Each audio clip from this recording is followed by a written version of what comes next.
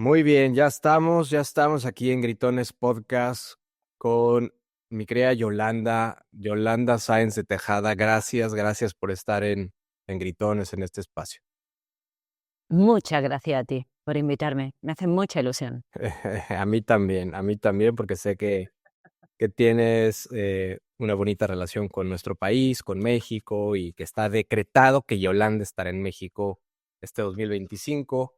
Así Sí. que, pues nada, quiero empezar pidiéndote que me cuentes cómo es que destruiste parte de una casetita que estaba en la entrada de un camping al sur de España. ¿En serio? Yo estaba pensando, eso no lo he hecho yo. Eso no lo he hecho yo. Creo que fueron Pues ahí mira, en una qué caravana o algo. bueno. Sí. Esto me pasa porque, por ser una creída, literal. O sea, me voy de viaje con mi hermana, mi maravillosa amiga hermana, Patricia, en una autocaravana. En mi vida había utilizado ni conducido una. Y como yo quiero que ella se sienta como una reina, elegí una enorme, pero enorme, Braulio, enorme. Y entonces, pues no sé, en cuanto la saqué, yo dije, no sé cómo la voy a sacar de la cochera donde está aparcada. La saqué estupendamente, pero es que ya en cuanto me metí en carretera, o sea, hacía el 120, yo emocionada.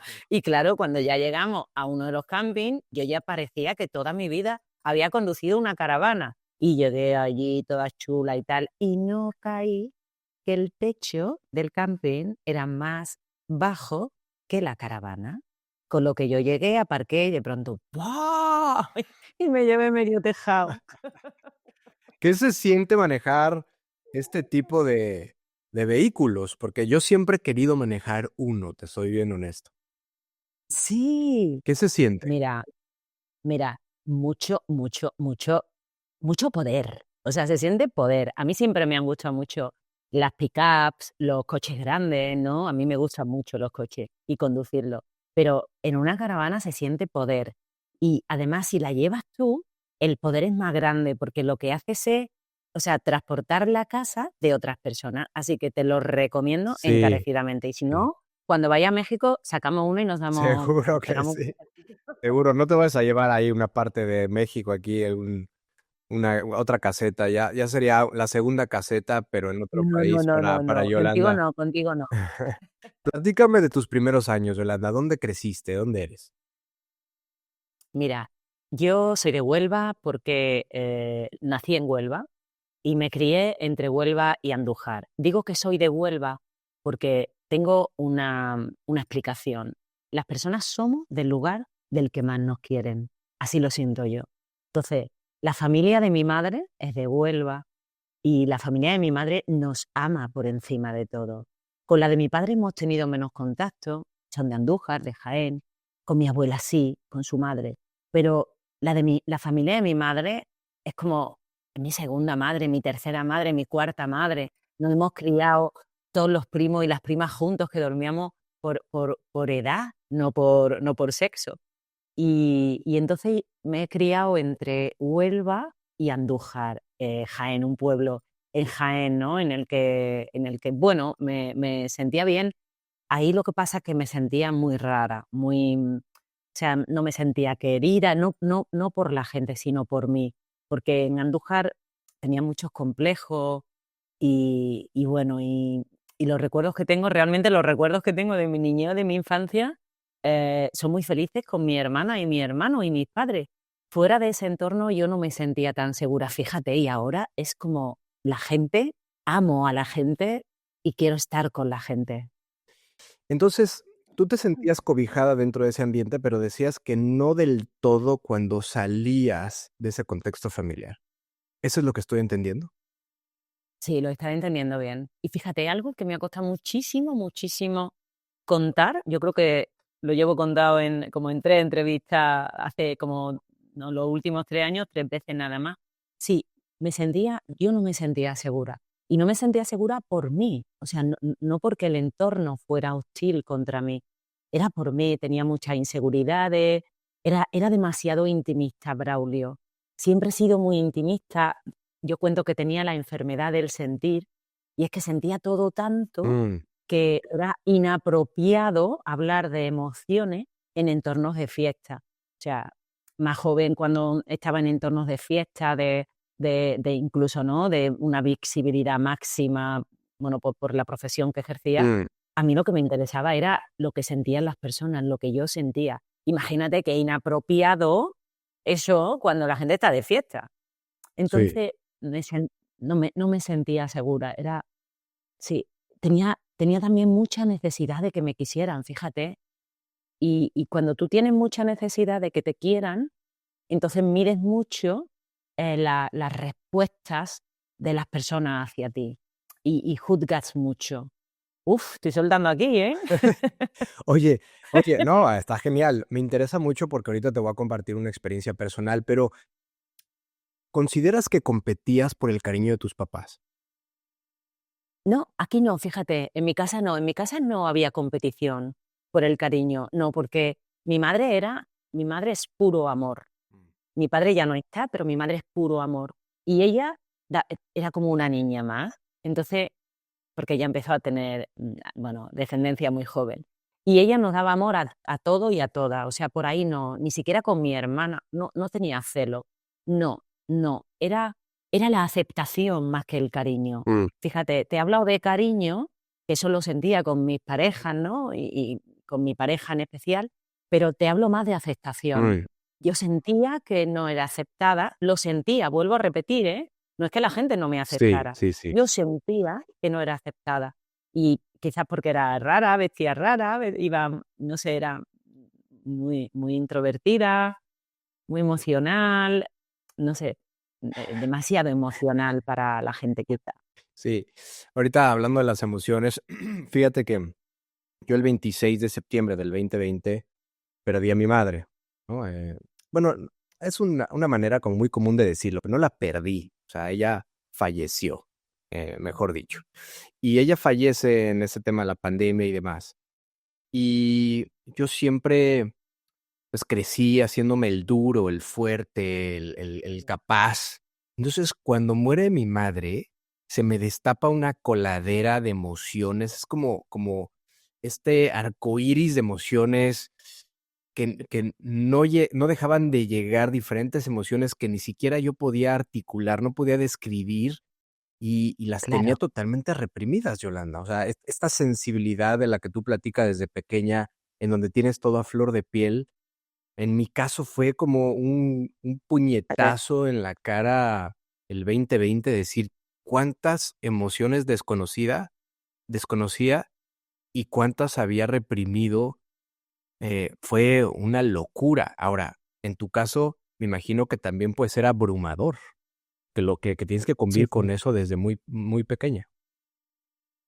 Sí, sí, sí, sí, totalmente abrumador, ¿eh? Además era lo has expresado estupendamente. O sea, yo llegaba en Madrid de una discoteca de moda en la presentación de Mecano de su nuevo disco y yo necesitaba, decir lo que sentía la gente. Y luego estaba muy fuera de onda, porque para mí yo estudié diseño de moda y joyería, o sea, la moda ha sido siempre parte de mi manera de expresarme.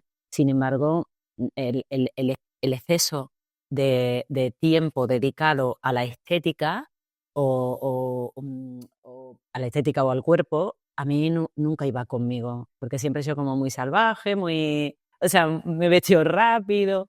Y entonces recuerdo, ¿no?, que en ese entorno recuerdo bajar a una discoteca y estaban las chicas con secadores de pelo que sabían llevar en los bolsos, maquillaje, y entonces, claro, me faltaba compartir muchas cosas con ellas, estaba fuera del lugar Mm. totalmente.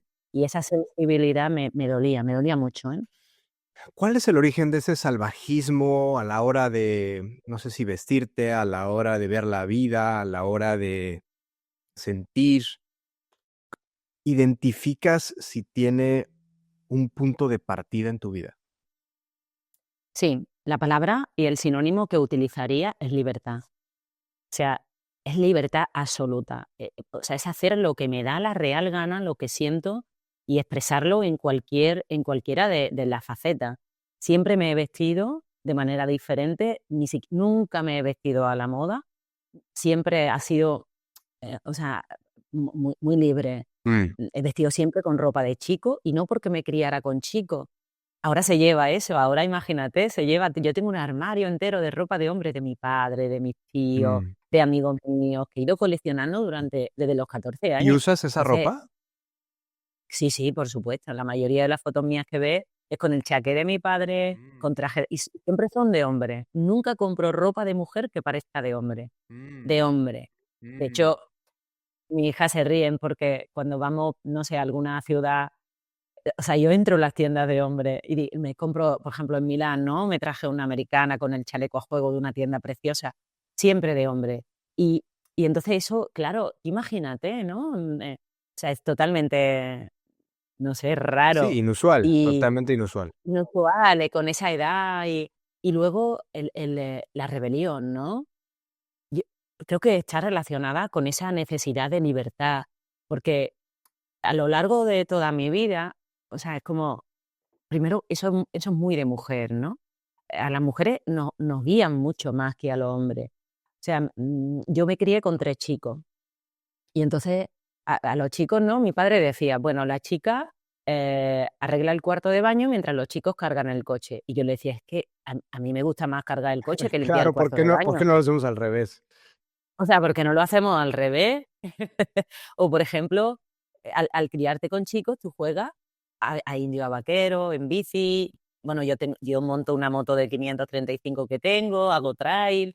Todo eso viene de mis chicos, de mi hermano. Sin embargo, yo jugaba a indio y a vaqueros, que me flipaba llevar la pistola, pero ¿sabes qué, Braulio? Que siempre era la cajera del banco al que atracaba. Sí, Siempre. sí, sí. No, no, no, no, no, no, no, deja la pistola, Yolanda, a ti te toca ser la cajera. Cajera. ¿Dónde has visto tú que en una peli haya una cajera que atraca a un banco con un hombre? Y entonces, claro, era una necesidad de expresión como artista. Yo me considero artista y era expresión, pintar la ropa. Y ahora estoy en el momento máximo de esa expresión, porque ahora puedo hacer lo que me da la gana y encima me pagan por ello, Braulio. Está poca madre, poca madre. No, a mí me parece que para mí, según yo, las personas que tienen mayor probabilidad de ser feliz son las que hacen lo que les da la gana, en el mejor sentido de la palabra, y les pagan por ello. Es mucho más fácil que seas feliz así. Ojo, hay sus excepciones, pero en tu caso, ¿desde qué edad recuerdas que ya hacías lo que te daba la gana, te vestías como querías, ibas aquí, ibas allá? Eh, ¿Recuerdas desde qué edad empezaste con esa tendencia? Pues mira, primero, para empezar a hacer lo que me diera la gana, tenía que sentirme visible, Braulio. Tenía que sentirme válida, tenía que sentirme en igualdad a personas a las que yo admiraba. Esto sucedió muy tarde, esto sucedió como a los 34 años. Yo recuerdo salir de un evento y fue como no sé qué sucedió en ese evento, iba con mi pareja, y decir, ahora mismo me siento igual que mi pareja, a la que yo veneraba como si fuera el dios Google, el dios más santo del mundo, Mm, no santo de bueno, sí, sí. sino la persona más sabia, y siempre me sentía inferior. Esto hay muchas mujeres que se van a reconocer en esto que estoy contando, por eso lo tengo que contar y por eso puedo ayudarla. A partir de ese momento, en mí comenzó un cambio de crecimiento tan grande, pero primero tienes que pensar que estás a la altura y que eres capaz de hacer lo que tú quieras, Ahora, aunque siempre qué dentro. pasó ese día, Yolanda? Ese día que fue un turning point, ese día que dijiste: "No más", o que dijiste: "No soy inferior a nadie, simplemente soy mujer, y hay hombres, y hay niños, y hay adultos mayores, hay de todo en esta viña del Señor, pero no soy menos que nadie". ¿Qué pasó? ¿Hubo un momento específico que tú llegó a tu mente una epifanía y dijiste: "Basta"? ¿Algo sucedió en específico? Pues Braulio, es que es como, de pronto fue como una epifanía. Mira, yo de ese día tengo 2 recuerdos. Recuerdo que me había pintado los ojos, muy exagerado. Yo casi nunca me pinto. Lo que estás viendo ahora mismo es lo que llevo a conferencias y a todos los sitios. Pero ese día me había pintado los ojos con raya negra, ahumado. Entonces recuerdo que todo el mundo me decía, qué barbaridad, qué ojos, qué ojos. Recuerdo eso, no sé si está No, relacionado. Qué ojos, qué ojos. O quizá mi intención de pintarme los ojos fue como cuando dices, me voy a poner unos tacones, me voy a pintar los labios de ya, rojo. No lo recuerdo, ya. pero sí sé que mucha gente me lo dijo y que cuando yo salía del local con mi pareja al lado, tuve eso que tú llamas epifanía. O sea, es visual. Y a partir de ese momento dije, es que recuerdo el sitio, el lugar.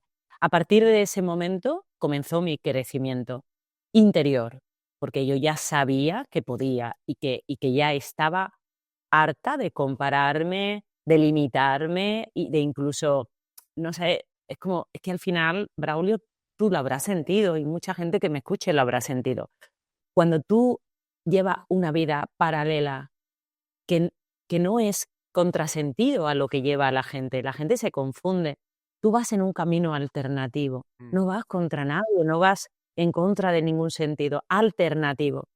Es muy difícil porque al final la carrera que eliges no es una carrera oficial, lo que haces parecen tonterías porque de pronto empiezas a escribir, de pronto, ¿sabes? Como todo es creatividad. Mm. O sea, recuerdo mis libros mandarlos dedicados, ¿no?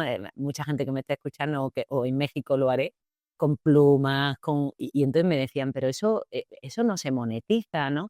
Entonces, cuando tú llevas esa vida, estás siempre, siempre aguantando o soportando mejor la la las limitaciones que la gente te pone, ¿sabes? Es como, esta no es la vida que todo el mundo lleva. ¿Qué haces por ese camino? Vente aquí, literal. Sí, como que tú aceptas esa censura de una sociedad estructurada que es así te tienes que vestir, así tienes que pintar los ojos, así tienes que empaquetar el libro, así lo tienes que comercializar, así, así, así.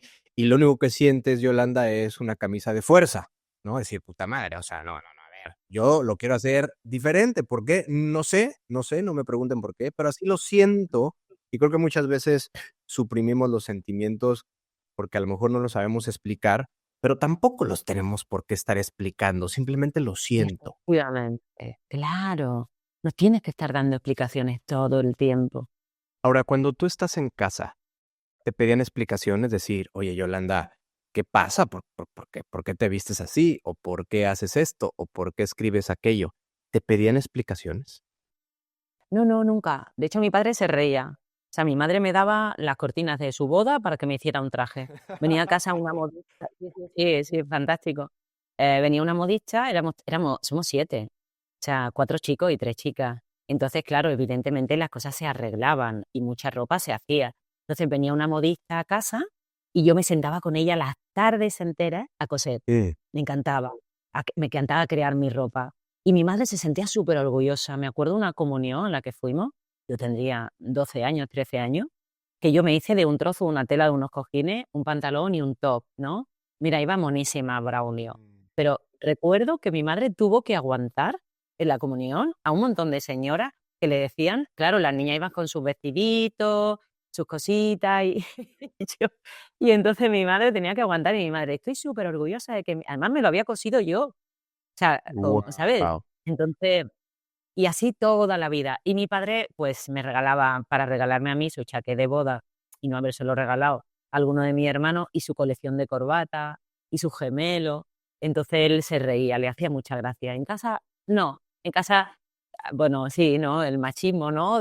Propio de la época, Uh, que yo ahí no me rebelaba mucho, pero no, no. Se reían de mí, ya. digamos que era como, bueno, la niña tiene gracia, se acabó. No, no. ¿Recuerdas cuándo empiezas a trazar tu camino alrededor de lo artístico, ¿no? Porque por ahí tuviste participación importante, que llegaremos a esa parte de tu vida con artistas de mucho renombre. ¿Cómo empezó ese camino en tu vida? Porque me imagino que no veías las carreras tradicionales como una opción. No veías No, decir, yo no. voy a ser abogada, o voy a ser contador, o voy a hacer esto. No lo veías como una alternativa. No, no, no, no. Yo estudiaba diseño de moda, hice la especialidad en joyería y en diseño de moda. Hice estilista. Estilista es la persona, aquí, ¿no? Lo que yo hice es la persona que viste a otras personas. Entonces, terminando la carrera, me contrató una productora. Esto me encantó, porque a mí en mi tierra hay mucha gente, ¿no? Que, claro, al criarme con chicos, en mi familia, la mayoría eh, eh, gestionamos empresas, ¿no? Y hay algo que aprendí que me encantó, que fue la negociación. A mí negociar me gusta Muy bien. mucho y manejar presupuestos y ahorrar dinero me gusta mucho, ¿no? En partida. Em, entonces me acuerdo que la productora me contrató y entonces, nada, yo tenía que vestir, ¿no? Elegir qué se ponía la persona que hacía el anuncio. Y entonces yo veía que tenían allí un ropero enorme, que se gastaban un dinero inmenso. Y entonces les dije, no, no, pero mira, yo voy a ir a Zara, a Mango, entonces yo me traigo ropa, hacemos el anuncio y la devuelvo. Claro, no le quiten las etiquetas. No le quitamos la etiqueta. Era como, ni pavas, ¿no? Porque te hablo de hace muchos años, claro. Y entonces era como, ¿pero eso se puede? Sí, sí, sí se puede. Y ahí me veía a mí con mis bolsas, que eso hoy sería normal, pero en esa época no, con lo que tenía mucho éxito en la productora. Y luego, yo nunca quise vivir en Madrid, ¿eh? Braulio, yo estudiaba en Madrid, pero no, Madrid, no me, yo lo viví, Madrid, lo aproveché muy bien, pero nunca quise vivir allí.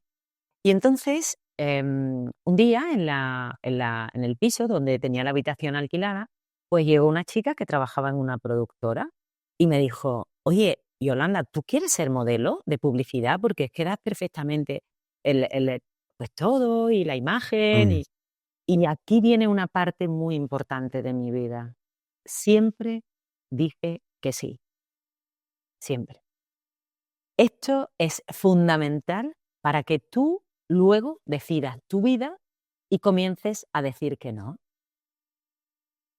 Dije que sí, porque yo no sabía qué iba a hacer en mi vida, no lo sabía. Y además, como persona creativa y curiosa, quería probar todo. Así que dije que sí. ¿Por qué? Porque desde el momento en el que tú dices que sí, hasta que eso sucede, tienes un tiempo magnífico para formarte y para hacerlo bien. Así que yo decía que sí, me formaba y lo hacía, ¿no? Dije que sí y comencé a trabajar en modelo de publicidad. Era interesante, ¿no? Y un día, siendo que fui chica SEA durante un año entero, que fue súper gracioso porque hice un anuncio, yo sola de prota, y luego los vendedores de SEA llevaban mi foto en la cartera, como la Virgen del Carmen, como la... ¿Y por qué? Pues porque detrás de la foto venían técnicas de venta de SEAT, que son las mismas del anuncio que yo hice. Así que iban las fotos de todo el mundo. Y ahí un día, bueno, pues este es el origen de lo que luego hablaremos. Una chica en un anuncio me dijo, oye, ¿quieres ser cantante? ¿Quieres ser la corista de una cantante que era muy famosa aquí en España? ¿Quieres ser la corista? Porque yo soy una corista, nos falta una chica rubia y es que tú eres perfecta. Yo, sí, yo, Braulio, no canto, no Sí, sé ni en la cantar. regadera cuando dijiste que sí. O sea, dije, Yolanda, ¿cómo te has metido en esto? ¿Qué hice? Me puse a ensayar. Yo venía del flamenco y Wow. había que bailar africano. O sea, me puse, no sé, entonces no había YouTube, no había, Claro. ¿sabes? Que me enseñaba a mí eso. Total, que sí, que sí. Y salió muy bien, por lo que luego hablaremos. Sí. Pero sí, sí, era así todo, todo, todo así. Luego trabajé de diseñadora en una empresa, o sea, a todo que sí, me atrevía. Es Me en encanta ese esto. momento de tu vida que estabas en Madrid, que decías que sí a esta oportunidad, sí a la otra, te formabas, te preparabas, ¿ya la escritura era parte fundamental de tu vida? Sí, sí, sí. Yo escribía por necesidad. A que Es que solo me podía hablar yo conmigo la mayoría de las veces para contarme esas cosas tan raras Sí. que sentía. ¿Qué hacía? Escribía. Venía de un evento. y me sentía mal, escribía. Dame un ejemplo que recuerdes de un evento en Madrid que dijiste: "Me acuerdo perfecto, llegué Sí. a mi piso, abrí mi cuaderno". O sea, lo que quiero entender un poco es eso que tenías tú la necesidad de poner en una hoja de papel. Mira, te voy a contar otra anécdota, porque lo de Madrid sucedía muchas veces, efectivamente. Me sentía desplazada, me sentía que no era mi lugar, sobre todo que no era mi Ya, lugar. ¿Y qué hacía? Me lo contaba, okey. pero lo hacía constantemente. Me acuerdo una vez que mi prima y yo, en Valverde del Camino, en Huelva, donde pasábamos todas las Navidades, Semana Santa, pues nos escapamos y entonces quisimos ir a ver la procesión de Semana Santa. Le dijimos a nuestros padres que estábamos perfectamente acostadas en el pueblo, porque ellos estaban en el campo con el resto de la familia, y las 2 nos escapamos. Y entonces nos fuimos, pues, a ver nuestras cositas, nuestros niños, nuestras procesiones, y nos pillaron, nos pillaron. Vamos, no es que nos pillaran, es que fueron a pillarnos. Mm. Y entonces, ¿qué hicieron? Nos encerraron toda la Semana Santa sin salir, Uf, toda la Semana Santa. ¿Qué hice yo? Escribir. Entonces, fíjate, aquí y esto es muy interesante que te lo esté contando, porque aquí yo creo que fue la primera vez que utilicé la ironía para escribir. ¿Qué hice? Me lo conté todo en versión positiva. Esa carta la tiene guardada mi madrina, porque estaba allí y me la pillaron. La carta es todo lo contrario. Estamos aquí en la habitación, han decidido que nuestra Semana Santa va a ser ideal, nos traen comida a toda hora, nos dan abrazos, es maravilloso porque estamos las 2 hablando muchísimo. Bueno, no te puedes ni imaginar, la carta la sacan. Entonces, yo me hablaba, me escribía todo. Por eso cuando llegué a presentarme a certámenes, ya tenía el oficio. claro, claro. Me encanta esa técnica que entiendo que fue muy orgánica en tu caso, Yolanda, de escribir en positivo. O sea, Sí. nadie se salva en este planeta de tener días oscuros, días difíciles. Claro, consecuencias como las que viviste con tu prima, o sea, fue una consecuencia de que las agarraron y las metieron ahí una semana al Lo cuarto, de los pelos, pero nos agarraron de los pero pelos, tú le vamos. diste vuelta 180 grados a esa experiencia y te pusiste a escribir.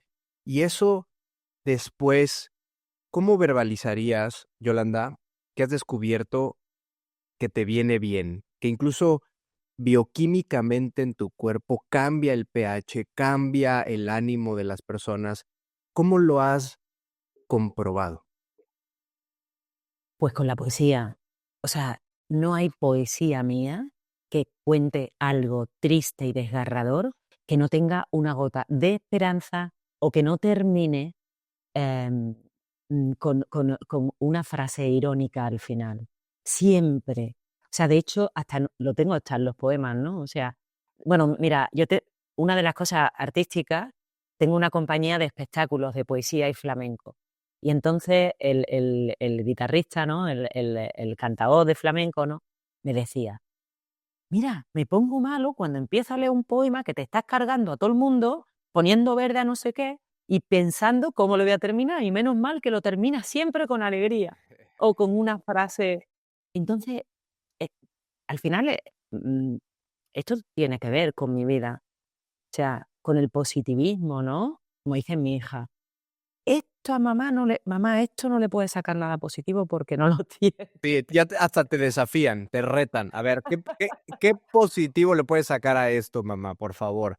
A mí no me gusta no me gusta, ¿no?, la psicología positiva excesiva. Algo a mí no me ha pasado nada, una tragedia, Braulio. Si me pasara una tragedia, evidentemente que positivamente tardaría mucho tiempo Mm, en encontrarla.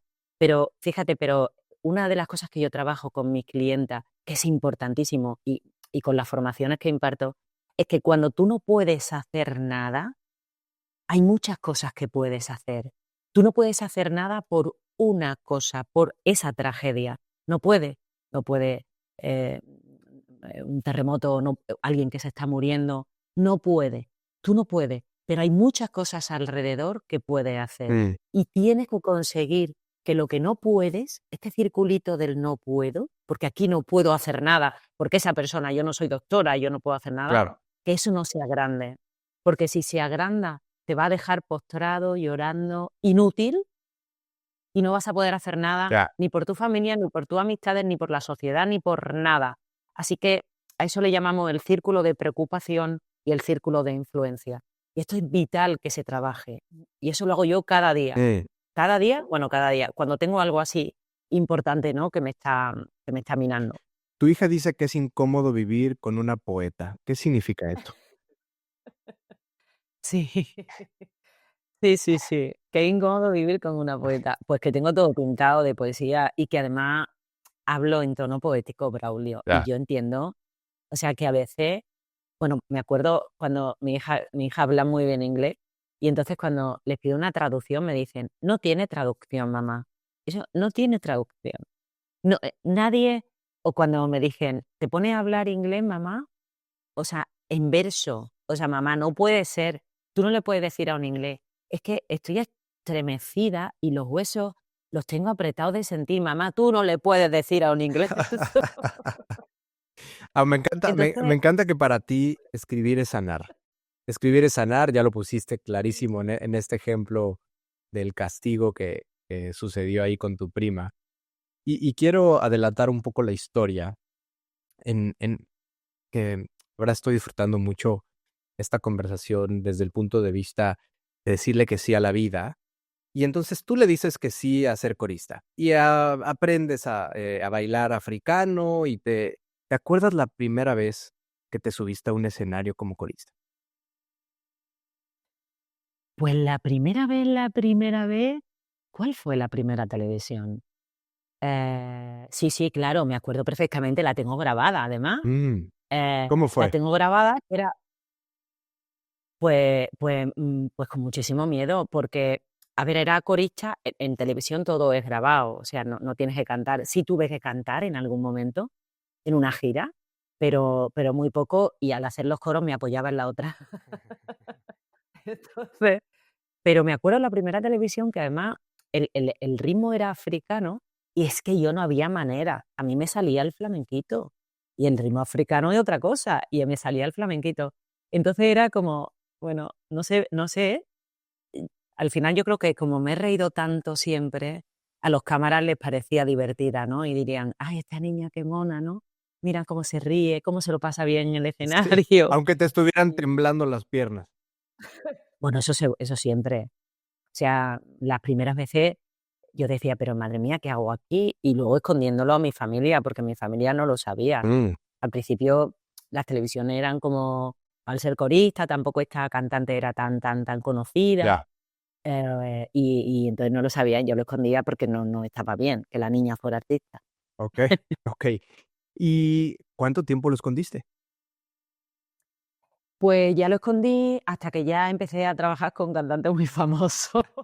Ya dije, de repente te vieron en la tele y dijeron: "Oye, Ahí esa ya es mi hija". ahí ya me pedían autógrafos, en mi pueblo no te voy a contar. Y además tenía que disfrazarme porque había 2 canales. Y había veces que salía el mismo día, como eso era todo pregrabado, con un cantante, con otro, entonces, o sea, había veces que me ponía una gorra, me recogía el pelo, para no parecer la misma. ¿Cómo fuiste brincando de artista en artista? ¿Cómo fue ese proceso?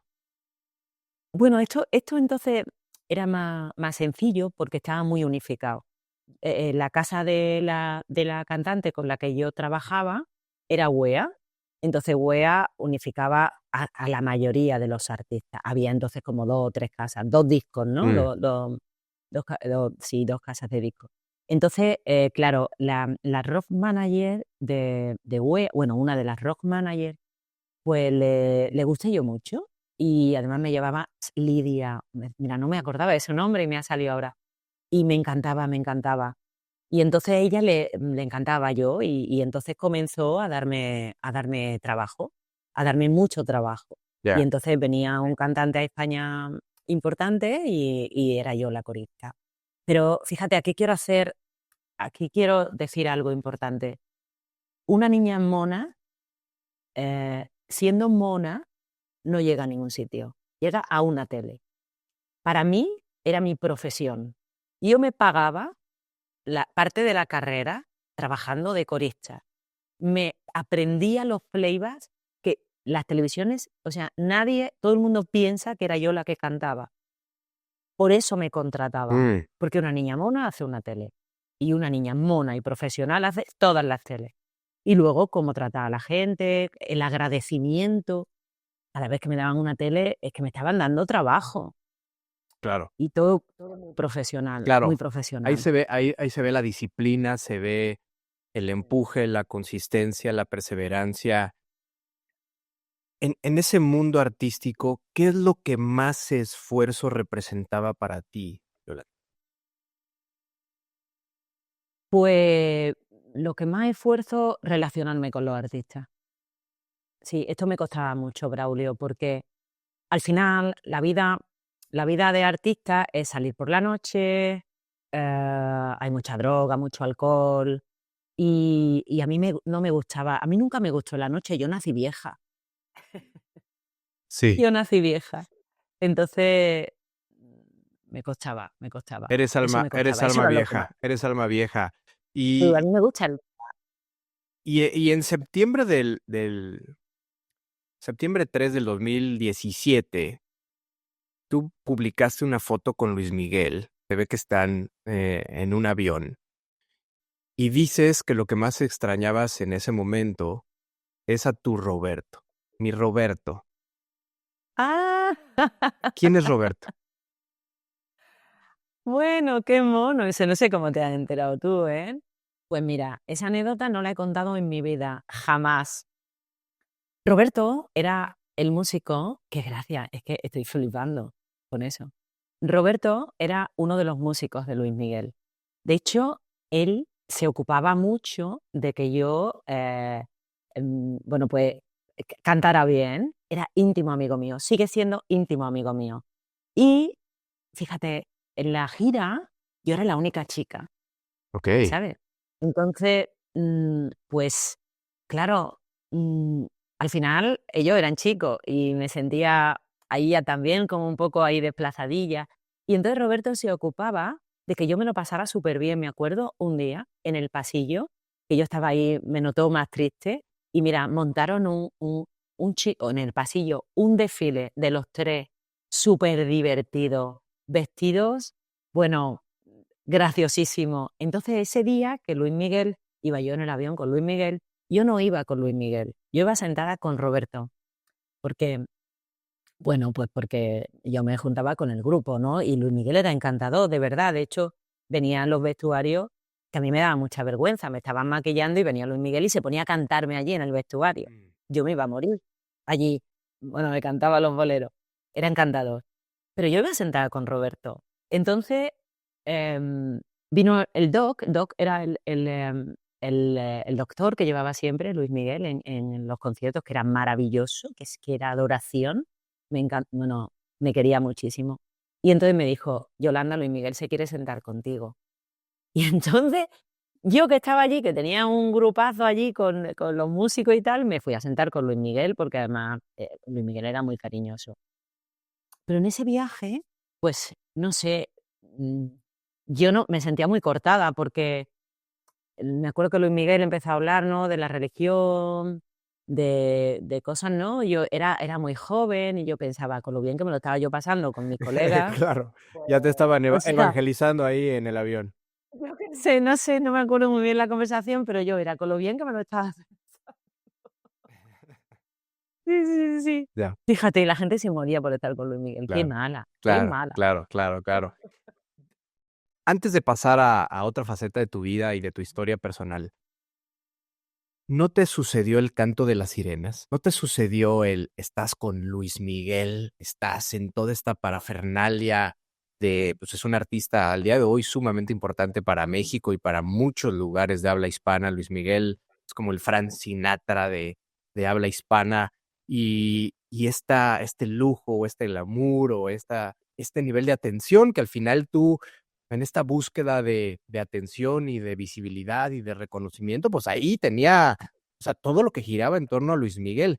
¿No fue muy atractivo para ti, el continuar ahí, pues, los siglos de los siglos? ¿Qué pasaba por tu mente, Yolanda? Pues esa pregunta es muy buena, ¿eh? Porque efectivamente yo buscaba el reconocimiento y la admiración, ¿no?, de las personas. Y en ese momento tuve toda, o sea, a nivel nacional y mundial, porque porque es que era su corista en España, o sea, y además muy cercana a él. De hecho, el vídeo hay un vídeo, ¿no?, hay una noche vieja en la que la estrella era Luis Miguel, y en ese vídeo, pues Luis Miguel está muy pendiente de mí. De hecho, mi padre decía que se me acercaba muchísimo y que eso no podía ser, que ya no volviera Mm, a cantar con él, ¿no? Y y entonces, me acuerdo, ¿no? Las chicas cuando me veían, ¿no? La gente era como, uf, y me acuerdo un día en un concierto, ¿no? Unas chicas que decían: "Qué guapa la corista, me encantaría estar ahí". Y yo no sentía eso, Braulio, no. Estaba también con La Unión, con Joe Cocker, con, con Julio Iglesias, he hecho televisiones, no sé, con un montón de gente. Pero no era, no, ¿sabes por qué? Porque, y eso lo he sabido muy tarde, porque yo no había elegido mi vida. Yo no la había elegido, me habían elegido la vida. ya. O sea, yo había llegado, eres modelo, qué mona, tal, qué profesional, y yo siempre he hecho todo muy profesional. Y con Luis Miguel era muy profesional. Y y y entonces, bueno, pues al final yo no la había elegido, yo la he elegido ahora. Entonces, cuando tú no eliges tu vida, Sí, pues a mí no, o sea, la admiración de las personas, o la admiración por lo que tú no has elegido, y yo pensaba, yo es que tampoco aquí aporto tanto valor, o sea, yo hago mi trabajo y se claro, acabó. claro. Y vale, que sí, que queda fenomenal en la tele y todo súper bien, pero bueno, pero tampoco eso tenía yo mérito, porque si yo he nacido rubia con cuerpazo y en esa época tenía no sé qué, mi mérito era conservarlo, pero no lo había creado yo. Entonces, pues todo eso, por eso te digo que Mm. era como rara. No no Pero no me no hace no todo el sentía el sentido, pero tanto me de hace todo el sentido del mundo que tú querías aportar más. O sea, sí, sí, sí, eras muy eso buena era. cumpliendo con el rol que tenías en ese momento, Eso. excelente, sin embargo, querías agregar mucho más valor y sentías que estabas subutilizada. Ahora, seguramente pasó algo que fue un punto de quiebre para ti, que dijiste, así como platicamos de la epifanía, de decir: estaba con mi pareja en ese lugar que salimos de fiesta y salí, y ahí dije: "No soy menos que nadie". ¿Hubo un momento en donde tú switcheas de este mundo artístico, de la noche, de ser corista para diferentes artistas, incluido Luis Miguel? ¿Hay un punto de quiebre en donde tú tomas esa decisión de decir: "Ahora yo me elijo a mí, ahora yo elijo esta nueva etapa en mi vida"? Bueno, realmente no la tomé yo. O sea, yo las decisiones las empecé, o sea, a guiar mi vida, fue mucho más tarde, pero tuve una hija.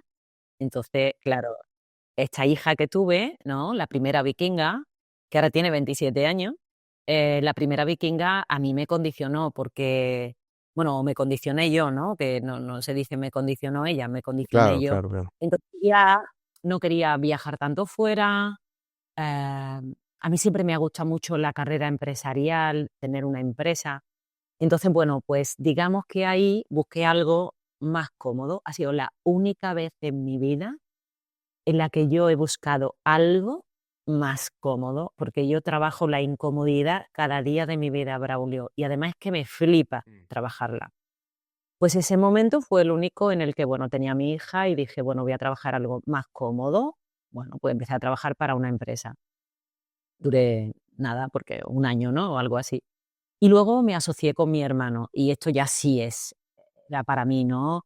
Maravilloso. Me asocié con ellos en una discoteca, montamos una discoteca de verano enorme, y la discoteca quebró a los 3 meses. O sea, Oye, seguramente conoces a Cipri Quintas, o por ahí he intercambiado sí, sí, sí, así, unos sí, mensajes con sí. Cipri, y bueno, sé que él, no sé si todavía, pero sé que has dedicado mucho tiempo a eso, ¿no? A los centros nocturnos y discotecas y tal.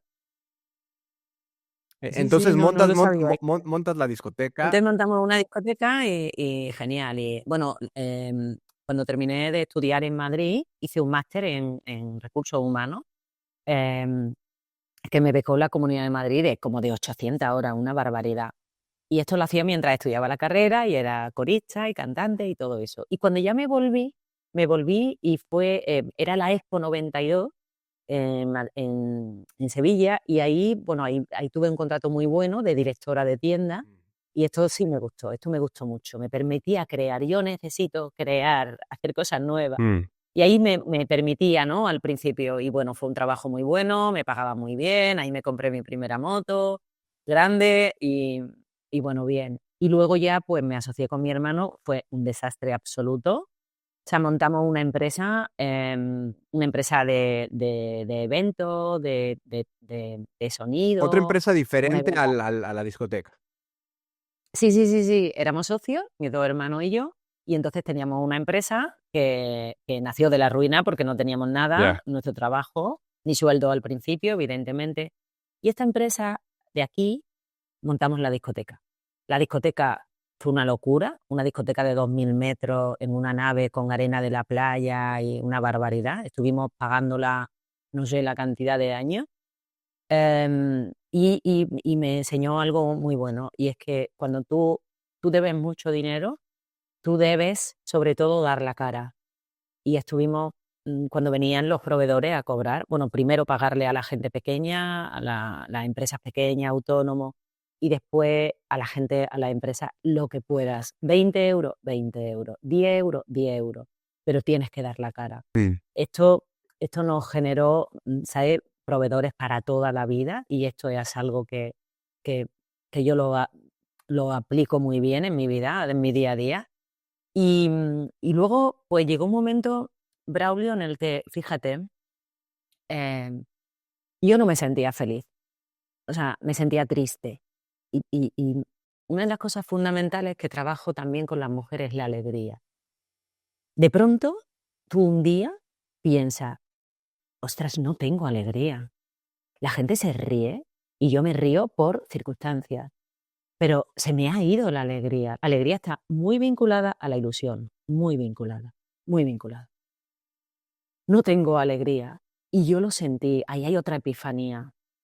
Me acuerdo un día, porque yo me levantaba, mi hija tenía 1 año y medio, me levantaba súper temprano, la dejaba en la guardería, me iba 45 minutos a Andújar, donde teníamos la empresa, mi hermano y yo, y volvía a las 8:30 de la tarde. Me iba a las 7 de la mañana y volvía a Mm. las 8:30 de la tarde. Todo el día. Algo, algo que muchas mujeres hacen, ¿eh? Sí. Entonces, a mí se me había ido la alegría.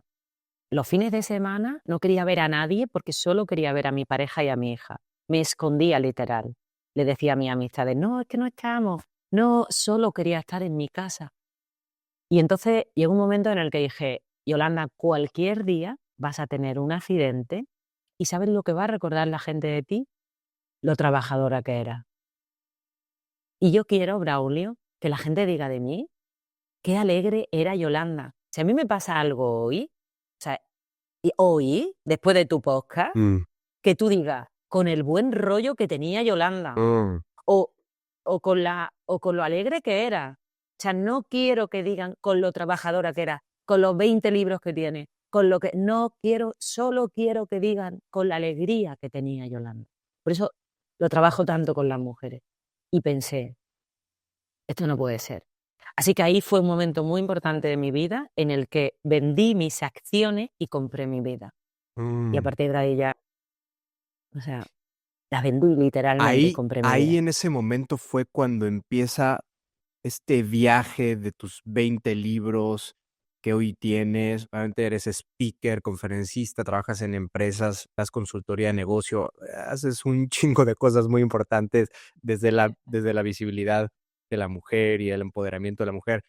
Pero, ahí fue justamente la frontera en donde comienzas oficialmente a escribir libros. Ahí comienza un desmadre absoluto de de objetivo. Ahí no tenía ni idea de lo que iba a hacer con mi vida. Pasé un duelo porque piensa que tú tienes una empresa en la que piensas que ya va a ser toda tu vida así, te vas a jubilar. Estás vendiendo las acciones de una empresa que fue una ruina, y que en el momento en el que empieza a ser no rentable, pero que ya le vemos que va a ser rentable, la vende. Sí. Esa empresa ahora es una pasada. O sea, una multinacional enorme. A mí no me da envidia. No me da cero envidia, al revés. Disfruto con mi hermano, o sea, no, porque en mi casa tenemos mucha unión y Sí. nos apoyamos mucho. Pero cero envidia, hice lo mejor del mundo. Salir de ahí Para ti en ese no momento era mi sitio. era el momento. Claro, no era mi sitio. Entonces, a partir de ahí, pasa una cosa que te lo voy a contar, que yo no sabía a lo que me iba a dedicar. Yo estaba dando palos de ciego. Y entonces comencé con el marketing, porque siempre a mí la estética me ha gustado, la imagen, la marca personal que se llama ahora. Entonces no se llamaba marca personal, pero sí la imagen de una empresa, el protocolo, la la toda la manera de ejecutar la imagen. Y empecé a hacer diseño, logotipo.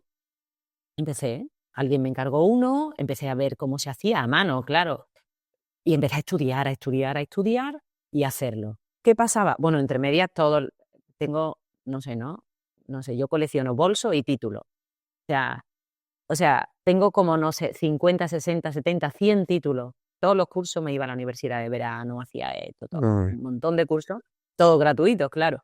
Y entonces, pues ahí, comencé a empezar a trabajar en marketing. Por eso el marketing me gusta tanto, porque lo trabajo desde que pegué ese salto, ¿no? Y y entonces me iba a Madrid. Y un día, mi hija tenía ya 3 añitos y la recojo de la guardería y su padre es funcionario y entonces con un trabajo, ¿no? Pues era entonces, ¿no? Más El estable, el digamos. bueno, más no, superestable, todo con horario, todo meticuloso, todo perfecto, como un funcionario, y encima, pues él era el jefe de obra. Y como a mí me gusta todo siempre ponerlo bonito, mi hija me pregunta: "Papá, ¿y papá qué hace, mamá?". Y yo le decía: "Pues papá enciende las luces de Navidad y hace los parques". Eso era precioso tener un padre que hiciera eso. Claro. Y entonces ella decía: "Mi padre es el que enciende las luces de Navidad y pone los parques", y realmente era parte de su trabajo. Y entonces un día me preguntó que yo qué hacía. Y tú sabes la tristeza y la impotencia que a mí me entró de no saber decirle a mi hija lo que yo hacía Mm, o lo que yo era. sí. ¿Y sabes lo que le dije? Dije: "Hombre, aquí su padre con un trabajo estupendo que le he puesto yo al padre, una etiqueta maravillosa, pues ahora verás". Y le digo: "Cariño, yo soy pastora". Y me dice: "¿Cómo?". Digo: "¿Pastora, pastora?". Y me dice: "Mamá, ¿y tienes un rebaño?". Digo: "Sí, tengo un rebaño en Madrid, por eso voy a Madrid". Y me tiré de pastora 3 años más, Braulio. Oye, esa linda profesión de ser pastora, Sí, pastora, a ella cómo le evolucionó? encantaba. Efectivamente, entonces lo digo muchas veces, ¿sabes? Como me acuerdo de Madrid en esa época que un día que estábamos en un país, se acerca ahí un pesado, mira, un pesado. ¿Y tú a qué te dedicas? Digo: "Yo soy pastora". Y y me acuerdo que me miraba como diciendo: "Esta o es tonta y le falta un hervor, o o me está tomando el pelo o lo que sea". Así que bueno, que ahí empezó un camino interesante para hacerme a mí misma. Y ahí fue cuando empecé a trabajar sí o sí con objetivos. Por eso ahora el foco y los objetivos es lo que más trabajo con las ¿Cuál mujeres. fue tu El foco. primer objetivo en ese momento? En donde tienes la dolorosa decisión de dejar de ser pastora y decir: este va a ser mi primer objetivo". Pues mira, el primer objetivo fue dedicarme al mundo del marketing. Y de hecho lo hice bien, porque comenzaba a tener mi clientela, a ver, piensa que vivir en el campo, entonces es muy difícil porque tienes que ir a Madrid, entonces no es como ahora que hay eventos de networking, todo eso, ¿no? Entonces, bueno, era todo muy lento, a cuentagotas. Y ahí fue cuando fue como una visión. Fue cuando se comenzaba a hablar de Internet. No existía Google, Braulio, todavía no existía Google. Y yo lo visualicé como el lugar en el que yo tenía que estar para estar en el mundo. Me fui, arrastré a mi hermano a un evento que había en Granada, en Granada, en Andalucía, en España, y nos fuimos. Aquello para mí fue la visión. Y dije, yo a través de esto voy a llegar a la gente. Y es lo que hice, fíjate. O sea, yo tengo un blog de cuando no se tenía. Tenía un correo electrónico, yo creo que era la única del pueblo que lo Mm, tenía. mm. Y entonces comencé a tirar. Por eso las redes sociales son mi casa. Visualicé LinkedIn cuando nadie estaba en LinkedIn. Okey, y empezaste Entonces, empezaste a entrar a este mundo cibernético del Internet, dijiste: "Ese va a ser mi canal. Así, ese va a ser mi así canal. voy a comunicar". Y empezaste a comunicar, ¿no? A mandar mensajes, etcétera, etcétera. Y seguramente llegó un momento en donde dijiste: "Esto lo tengo que poner en papel". Porque tienes 20 libros, o sea, a ver, yo Claro, yo yo fíjate, yo yo imagínate, tengo la intención de escribir uno, yo digo: "Puta, 20 es un montón". 20 es un ¿Por montón, sí, dónde se Braulio. empieza? Pues mira, yo empecé, porque la segunda vikinga que tuve, que yo tengo vikingas, no princesas, la segunda vikinga que tuve era, bueno, horroroso, mediar con ella. Era increíble. O sea, nació con un carácter de salvaje, sin disciplina ninguna.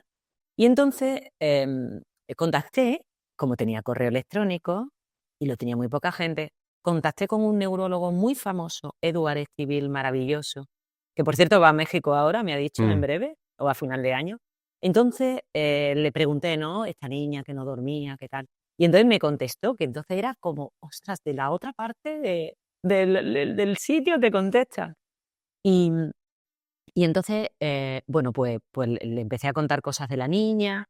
Y yo para Marta, que se llama la vikinga, lo que hacía era que diseñaba juegos para que ella tuviera buenos hábitos, cómo comer bien, cómo recoger tus cosas, cómo dormir, los diseñaba yo. mm. Entonces, cuando yo se lo contaba a él, me dijo, esto es un libro, o sea, esto va a alucinar, o Okey. sea, la editorial con esto. Entonces diseñé 46, es un libro que se sigue vendiendo, Braulio, y se publicó en el 2008. Se llama A Jugar y son hábitos para que las niñas y los niños tengan buenos, o sea, son juegos para que Me tengan buenos hábitos. urge uno, Yolanda, por favor. Mira, bueno, voy a mirar a ver si hay. Claro. Y diseñé 46 juegos. Entonces, como, o sea, ¿cuál es, lo que tienes que trabajar? El juego, por supuesto, superdivertido, Claro. monísimo. Y tuvo tanto éxito que se tradujo a no sé cuántos idiomas, 200.000 ejemplares, bueno, o 2 millones, yo no lo sé porque sé que era un 2, Sí. pero una barbaridad. Se sigue vendiendo y entonces lo publicó Penguin en Mondadori, ahora es Mondadori, o no, ahora es Penguin. Lo publicó y tuvo una promoción brutal y ese mismo año gané un certamen internacional de poesía. Y ese mismo año, publiqué otro libro con el neurólogo este, porque lo que hice fue, todo su lenguaje científico, pasarlo a un lenguaje Qué divulgativo importante es y eso. crear, claro, y crear lo que era el camino para que tú duermas bien. En un año, 3 libros. O sea, y luego fue como, o sea, la poesía, ¿Ese fue o sea, ese concurso fue el que dices que tu mamá dice que a quién le copiaste los poemas? sí, además era la primera mujer que lo ganaba, ¿tú te crees? Yo emocionada: "Mamá, mamá, mamá". "¿Qué? ¿He ganado un certamen?". Y dice: "Hija, ¿y a quién le has copiado los poemas?". "Hombre, hombre, por Mamá, por favor, favor". oye, ¿qué crees que soy? Oye, 3 libros en un año. Ahí ya te voló la tapa de los sesos. Ahí ya dijiste: Sí, sí. "Voy a seguir aquí". Sí, sí, sí. Ahí dije: "Esto funciona, 20 libros, esto funciona". guau, guau. ¿Cómo se escribe un libro? O sea, si me puedes explicar muy brevemente, ¿cómo se escribe un libro? Vale. Mira, los primeros libros, yo me sentaba a trabajar sobre ese libro, ¿no? Por ejemplo, en el primer libro un libro tiene que tener siempre una estructura. Lo primero es la estructura. Es decir, yo quiero que tenga un ejemplo, por ejemplo, de mi vida, pues María se ha levantado, ha tenido, un ejemplo, un sketch, una historia, una pequeña historia, y luego, por ejemplo, una pequeña historia de lo que sucede, y luego te doy la herramienta para que eso no suceda.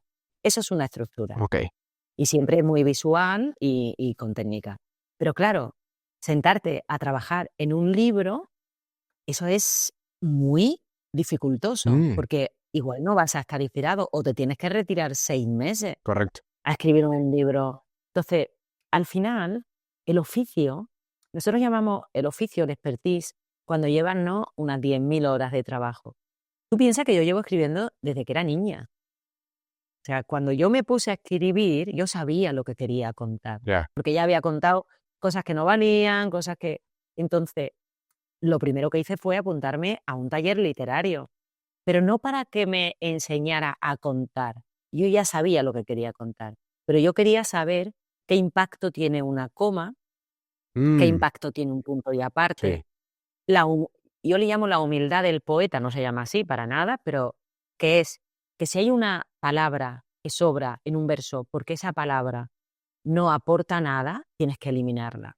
Y esto es humildad. Y luego, leer mucho, leer muchísimo, o sea, necesitas leer.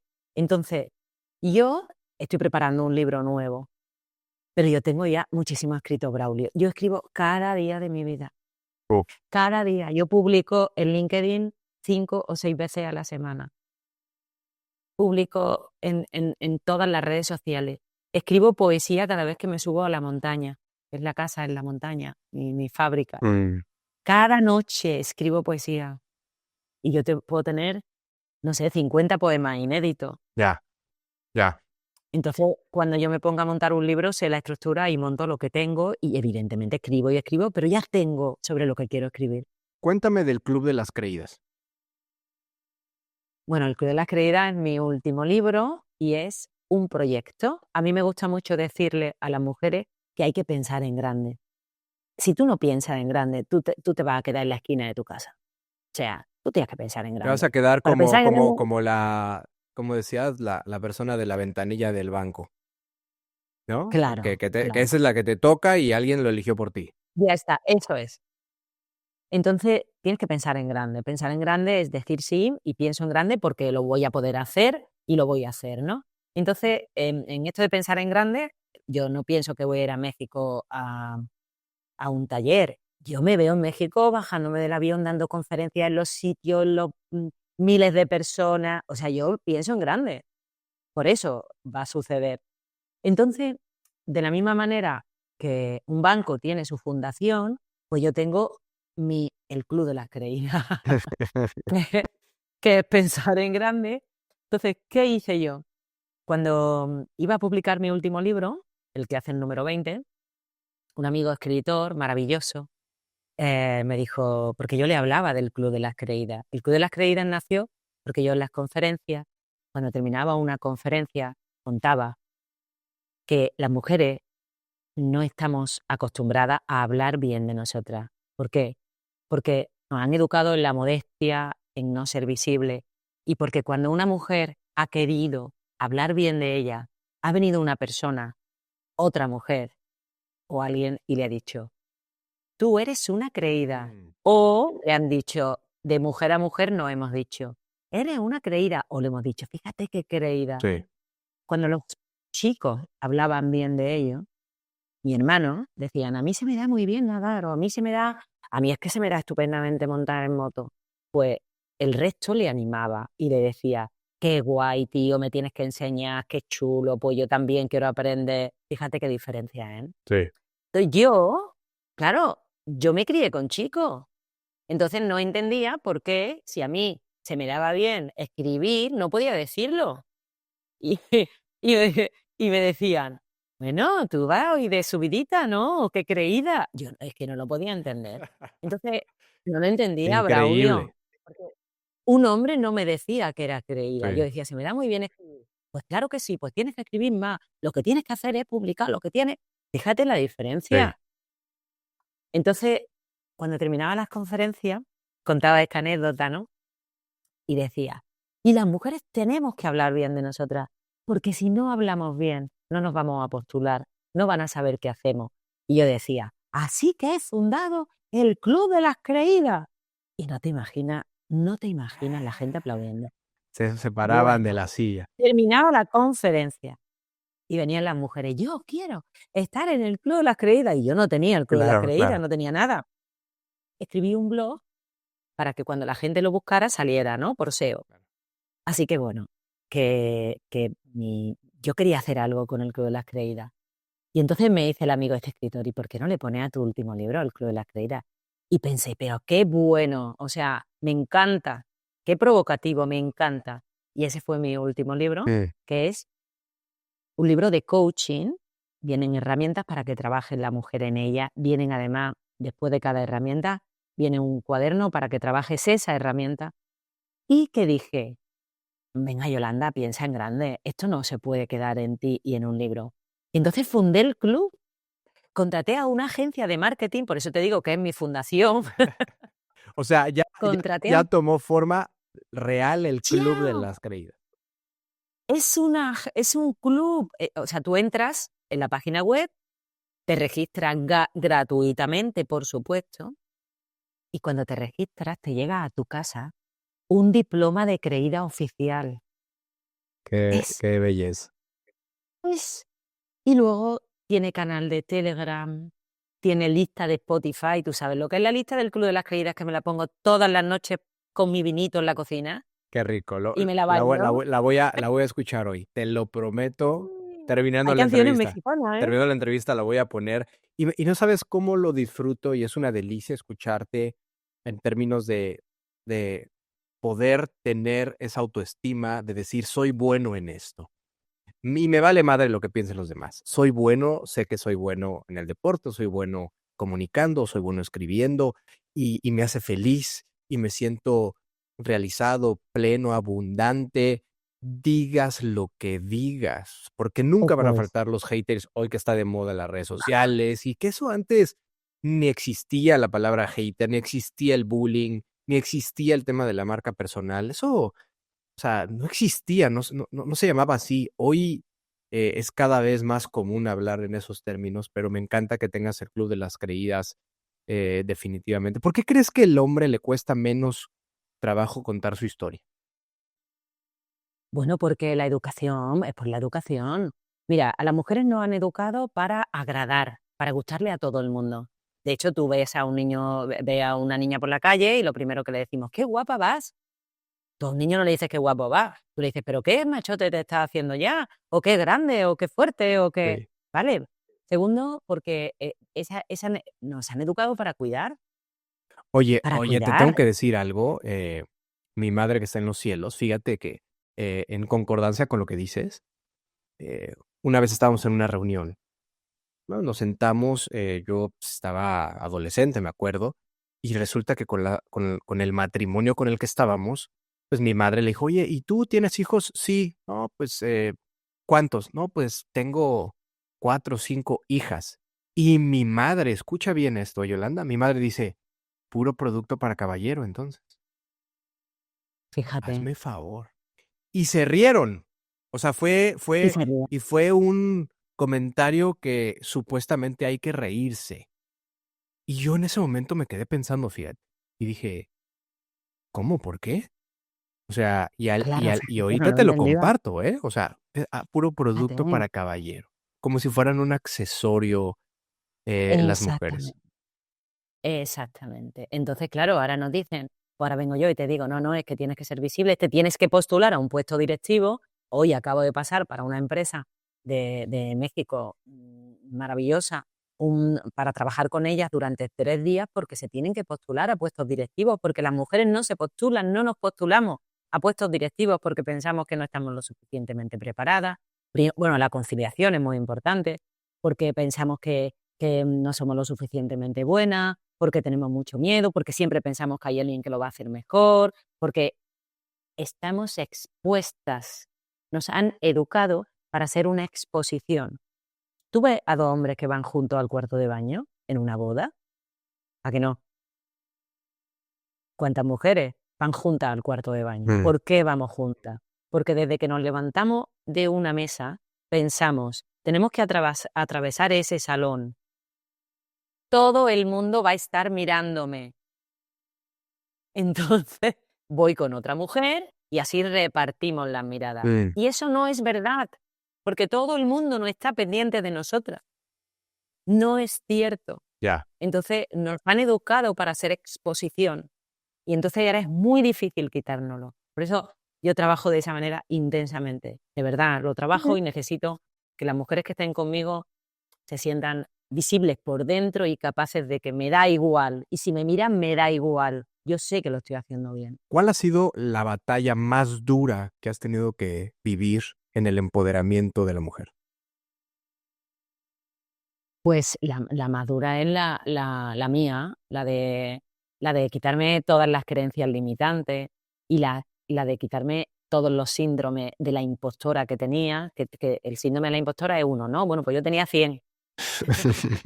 Entonces entonces, o sea, ali lo hermoso es que cuando tú trabajas en ti, Braulio, fíjate, los síndromes le vienen a todo el mundo. Es decir, te vienen a ti, me vienen a mí, le vienen a cualquier Total, persona. El síndrome total. de la impostora lo tenemos constantemente. ¿Sabes cuál es la diferencia? La diferencia está en que me viene el síndrome y digo: "Ostras, Yolandita, ¿tú qué querías? Menudo berenjenal que te has metido". Digamos que esos 3 minutos le empiezo a dar vueltas e inmediatamente ejecuto.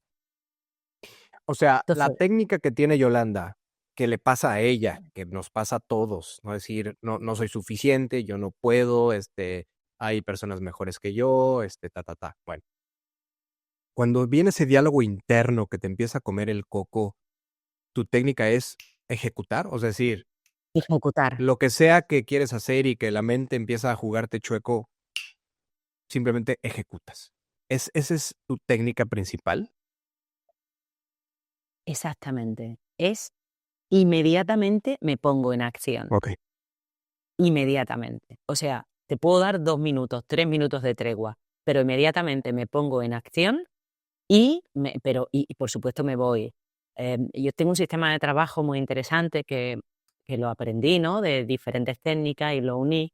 Es en el que por escrito me cojo un folio y, bueno, en ordenador, porque yo soy súper digital y yo ya a mano no escribo nada, pero me pongo en un folio y escribo el objetivo. El objetivo, por supuesto, alcanzable, pero sobre todo muy, muy, muy específico. Es decir, el día 5 de marzo a las 3 de la tarde quiero estar presentando el libro en tal sitio, ¿vale? ¿Qué me lo impide? ¿Cuál es el propósito? Y lo voy escribiendo todo. ¿Qué necesito? ¿Cuáles son mis fortalezas? O sea, y al final, cuando termina todo eso, dices: "Claro que puedo, porque estas son mis fortalezas, estas son mis vulnerabilidades, pero como tengo estas fortalezas, lo que voy a hacer es que esas vulnerabilidades las voy a trabajar para que cuando llegue el momento sean las mínimas". Entonces, es ejecutar, objetivo, foco. Ahí es como se trabajan todos los síndromes. ¿A qué te refieres Es verdad que cuando? Sí, dime. no, que es verdad que, claro, yo hago eso con las mujeres, con mis clientas, ¿no? O con las mujeres con las que trabajo. Es verdad que para eso yo ya lo sé hacer en mí, porque claro, es que ya son muchos años, ¿no? No necesito ayuda. Pero al principio es verdad que a ellas les cuesta mucho, pero para eso estoy yo, ¿no? Para empezar a tirar y a guiarla y a guiarla. No, no, no, venga, y esta fortaleza y la otra, porque eso es otra cosa. A las mujeres, de fortaleza les cuesta mucho hablar de ellas. Y justo te quería preguntar, ¿a qué te refieres cuando dices que fabricas alas? Ah, pues sí, porque fíjate, y lo estoy relacionando con el principio y no había caído. Cuando te he hablado de libertad, em, cuando yo comienzo una conferencia o una formación y les pregunto para qué sirve la visibilidad, ¿no? Y entonces me contestan, pues para ser visible, para que te compren, para que la visibilidad, Braulio, sirve para elegir, para elegir. A partir de ahí, tú eliges si quieres ser visible, si no quieres ser visible. Hablo de la visibilidad interna para elegir tu vida. Entonces, ¿qué significa elegir tu vida? Significa libertad, libre. Y que yo sueño muchísimas veces que vuelo. ¿No te imaginas? Que vuelo, que hago así y que comienzo a volar, pero desde que era muy joven. Entonces, las alas es para mí la metáfora más grande de volar. Así que yo tengo puesto que tengo una fábrica de alas. De hecho, ahí me acuerdo una vez que por fábrica de alas, claro, por SEO en LinkedIn, pues me escribió una empresa que Que me preguntaba, tenía necesidad de te un lo buen par de juro. alas. Sí, sí, sí, ¿no? Que era como, ¿y usted lo de la ala, que necesitaban alas o yo qué sé? Entonces, yo tengo una fábrica de alas, porque a las mujeres lo que les ayudo es a volar, a volar, a volar, a volar. Y les fabrico la ala. Mm. Mm. Háblame de El laberinto de las voces. Pues me encanta que me lo pregunte, porque con el laberinto de las voces estamos a punto de grabar un tema nuevo. Es mi grupo de música y poesía. Cofundadora con un pedazo de artista, con Javi Aranzana, que tiene un grupo que se llama Shido, y tenemos un videoclip muy bonito. Yo recito poesía y fusionamos con la música y él canta. Y estamos ahora, Braulio, lo voy a contar en primicia, estamos grabando la banda sonora del Club de las Creídas. ¡Guau! Cha, Venga, venga, todo en cha, forma. No, ya me di cuenta todo. que vas en serio, ¿eh? Ya me di cuenta, Yolanda. Sí, sí, sí, sí, Y estoy seguro que tendrás sí. mucho éxito en México porque viene bien que más mujeres sean creídas Que no. abiertamente en este país. Definitivamente. Quiero ir cerrando la conversación, ¿no? Porque pues al final siempre me sucede, me puedo aventar una semana completa sin parar platicando con los invitados. Eh, y le doy juego a la inteligencia artificial, ¿no? Tú que entraste a ese mundo hace tanto tiempo, ¿no? Al internet y a todas las plataformas Justo. y canales. Hoy el ChatGPT pues, es una cosa que se ha convertido en un tema relevante en la sociedad. Y lo que te voy a pedir es que le vamos a dar una instrucción a ChatGPT y le vamos a pedir que nos haga una pregunta que te va a dirigir a ti directamente. Muy bien. Y lo que tienes que hacer es literalmente, déjame checar aquí, darle una instrucción. Entonces, lo que quiero es que elijas el estilo de alguien que tú admiras. Puede ser mujer, puede ser hombre, puede ser artista, puede ser escritor. Es decir, con el estilo de tal persona, ¿Vale? haz una pregunta a Yolanda sobre X tema que también tú vas a elegir. Entonces, piensa en el estilo, qué persona te gustaría y sobre qué tema. Vale, vale, muy bien. Pues mira, me gustaría con el estilo del poeta que me cambió la vida y que es el poeta que más admiro y todos mis libros van dedicados a él, que se llama Ángel González, que es un poeta ya fallecido, ovetense, de Oviedo, de Asturias. Ok. ¿Sobre qué tema? Y una pregunta me tiene que hacer él, Sí, ¿no? ¿sobre qué tema te gustaría? Vale, me gustaría que me preguntara, eh, ostras, que me has preguntado tú tantas cosas. Bueno, pues por ejemplo, sí, que me preguntara sobre qué es más importante para conseguir un objetivo. Ok. Sí, ¿qué es más importante? Si la pasión, si la formación, si... Listo. Instrucción dada, vamos a ver qué arroja con el estilo de Ángel González. Ahí te va. Yolanda, tú que te mueves entre versos, como quien se mueve entre sombras y luz, dime, ¿qué pesa más en el trayecto hacia un objetivo? ¿La claridad del destino o la obstinación de caminar incluso a ciegas? ¿Es el deseo quien guía o es la constancia quien empuja? Madre mía, qué bonito. Está cabrón, Qué, la bo- inteligencia artificial, la verdad, este, qué barbaridad, no qué deja de bonito. sorprender. Pues mira, me ha encantado. Sí, sí, me ha encantado. La verdad que sí. Además, él tiene un libro que se llama Luces y Sombras. Pues mira, sobre todo, sobre todo la constancia, Mm, sobre todo. mm, Porque fíjate, la pasión es fundamental. la pasión está muy ligada a la motivación. Yo estoy apasionada, yo tengo pasión, ¿no? Y estoy motivada. Yo entreno cada día de mi vida y hago CrossFit, me flipa el CrossFit. Entonces, o subir a la montaña, ¿no? Entonces, ahí estoy motivada, tengo pasión, pero hay otros días en los que tengo que ir a nadar, que nado bastante bien, como soy A querida, te ver, lo digo, claro. pero no me gusta nada nadar. Y ahí, ¿qué hago? Compromiso conmigo misma, constancia. Eso es lo que hace que alcances tu objetivo. Fíjate, hay una frase que escribí hace tiempo y la escribí para mí, y la llevo diciendo en conferencias muchos años, que es, mientras haces lo que debes, no te olvides nunca de lo que quieres. Porque eso a veces se te olvida. ¿Y qué significa eso? Significa que cada día de tu vida, cada día, tienes que hacer algo por eso que quieres. Porque ya por lo que debes, lo vas a hacer. Pero, ¿y por lo que quieres? Sí. Entonces, yo voy a ir a México, claro que voy a ir y voy a estar contigo ahí Venga. en directo. Pero voy a ir por la constancia, Braulio, por Sí. la constancia. Por eso necesito que las mujeres entiendan que hay que poner foco, que hay que ser constante. Bueno, las mujeres y las personas en general. Pero foco, foco, foco y constancia cada día, cada día, cada día. Así que me encanta haberle respondido a tu chat GPT de esta manera, en esa pregunta tan bonita, tan bonita. Quedó súper bien. ¿Un poema se escribe mejor con vino o con té? Con vino. Y si es posible, con coñac, Venga. si es por la ¿Es noche. lo que más te gusta tomar, coñac? Escribiendo poesía, es que yo escribo poesía, fíjate.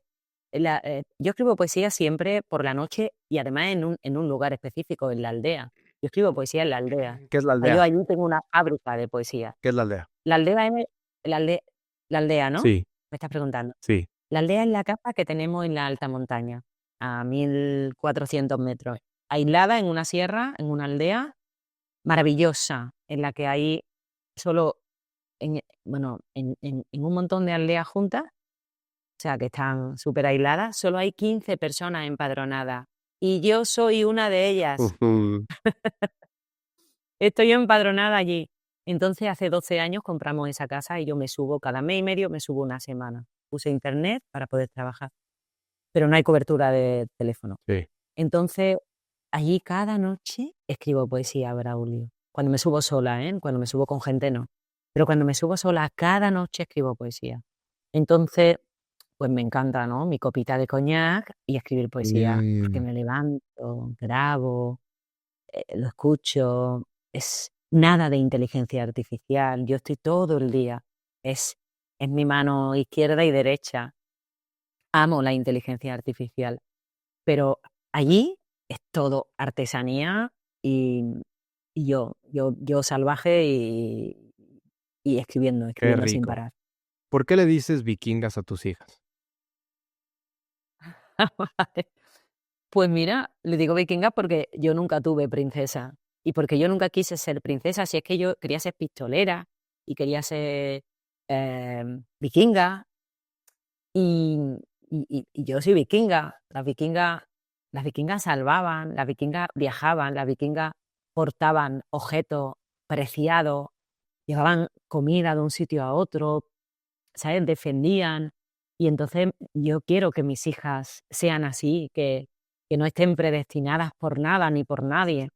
Entonces quiero que sean libres y entonces, bueno, lo de princesita, pues no, no, no. O sea, es como, Muy, vale, sí, no. muy, muy, muy, muy cliché eso de mis princesitas. Sí, eso, de hecho nunca se vistieron de princesa, o sea, jamás. Claro. Ni la llevé a Walt Disney, ni no. ¿Te ha costado equilibrar la energía masculina y femenina? Yo creo que todos tenemos energía masculina y femenina, eh, pero es un reto también estar balanceado. Pues sí, me ha costado mucho, Braulio, porque he tenido más masculina que femenina. Sí, he tenido más masculina. Y la masculina no es que yo entrene cada día y entrene fuerza y me encante, que va, eso no tiene nada que ver. La masculina es la toma de decisiones. Para mí es eh, pensar y hacer y, y gestionar enseguida, ¿sabes? O sea, no pararte, o sea, la energía femenina está más centrada en escuchar, está más centrada en lo que yo hago ahora, pero, pero me ha costado, sí, porque era muy de hacer, muy poco de escuchar. Y fíjate en lo que te estoy diciendo, que ahora me dedico a escuchar. Y, y, y sí, y muy hecha para adelante. O sea, de hecho, tengo mucha energía masculina. Lo que hace, ¿no? Que me vaya sola, que me suba sola a la montaña, que es más difícil que una mujer se vaya sola a un caserío y duerma y viva allí a que se vaya un hombre. Un hombre es como más fácil, en una mujer ¿y no te da miedo? Y hay muchos hombres, ¿no? Que me dicen, ¿y no te da miedo? Pero en una mujer es casi inviable, ¿no? Que se vayan aisladas allí a un monte. Entonces, sí, esa energía me ha costado más para, para no avasallar, ¿sabes? Porque he sentido en algunos momentos de mi vida que he avasallado. Pues ahí lo tienen, público inteligente y conocedor. Yolanda Sáenz de Tejada, eres una genia resiliente y apasionada. ¿Quieres compartir tus redes, algún dato de contacto? Vale, bueno, publico cada día en todas las redes sociales y en mi página web, yolandasaenzdetejada.com, tenéis muchísima información, el contacto de todo y, por supuesto, en el Club de las Creídas, que os quiero ver allí, quiero que os suscribáis, quiero que entréis en el canal de Telegram, todo es gratuito, porque ya os digo que es mi fundación. Y bueno, y por supuesto, a las personas que me estáis escuchando en México, voy a estar allí ya, ya, ya. ¿Eh? Y quiero conocer a muchas mujeres mexicanas. Más que bienvenida, Yolanda, algo que quieras gritarle al mundo. Mucho amor, Braulio, mucho, mucho amor. No quiero pedir perdón, quiero pedir amor. No quiero dar perdón, quiero dar amor, mucho amor, mucho amor. El amor lo sana todo y el amor es mi píldora mágica. ¿Quieres decir algo más? No, yo creo que ya he hablado muchísimo. Buenísimo, bien. Gracias, Yolanda. Hasta el siguiente episodio. Chao, chao. Muchísimas gracias.